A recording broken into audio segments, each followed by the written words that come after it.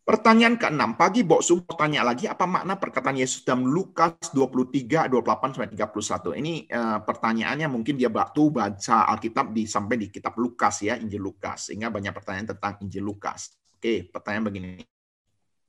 Ketika kita melihat dalam Lukas 23, 28 sampai 31, kita harus melihat konteksnya. Apa makna perkataan Yesus ya? Nanti kita lihat perkataan Tuhan Yesus apa gitu ya.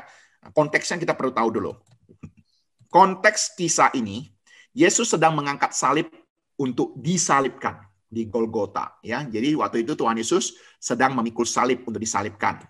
Para prajurit memaksa seorang bernama Simon Kirene membantu mengangkat salib Kristus. Ya, karena lemahnya Tuhan Yesus mungkin tidak sanggup lagi mengangkat, sehingga memaksa seorang Simon Kirene mengangkat salib Kristus. Dan ada banyak perempuan-perempuan yang mengikuti Tuhan Yesus di dalam jalan salib tersebut.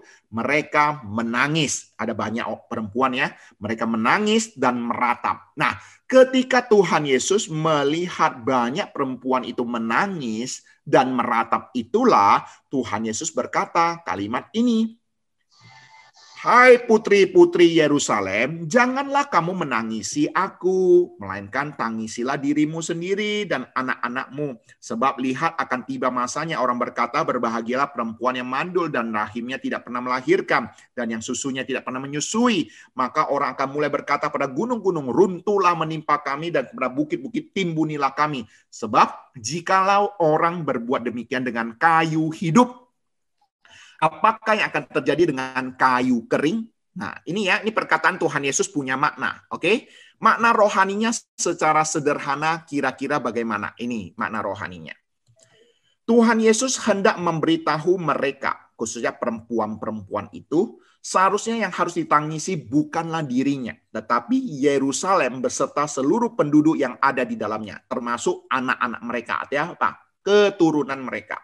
Ketika mereka menolak Yesus, sesungguhnya penghukuman Allah telah dinyatakan kepada mereka. Tuhan Yesus ingin mereka mengalihkan fokus bukan pada dirinya, tetapi berfokuslah pada diri mereka sendiri yang akan menghadapi apa yang akan segera terjadi. Oke. Kemudian perkataan, sebab jikalau orang berbuat demikian dengan kayu hidup, apakah yang terjadi dengan kayu kering?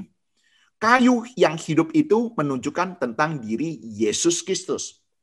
Yang kayu yang hidup itu mereka hukum, yang seharusnya tidak boleh dibakar. Apalagi dengan kayu yang kering yang seharusnya dibakar. Yaitu apa? Mereka yang sesungguhnya adalah orang-orang berdosa. Dengan demikian, bahwa sesungguhnya mereka yang berdosa, mereka adalah kayu yang kering, tidak akan terhindar daripada penghukuman. Ya, jadi ini adalah makna rohani daripada perkataan Tuhan Yesus itu.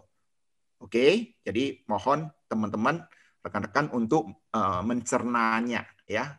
Ketika Tuhan Yesus disalibkan, orang menangis, Tuhan Yesus mengatakan seharusnya janganlah menangisi dirinya.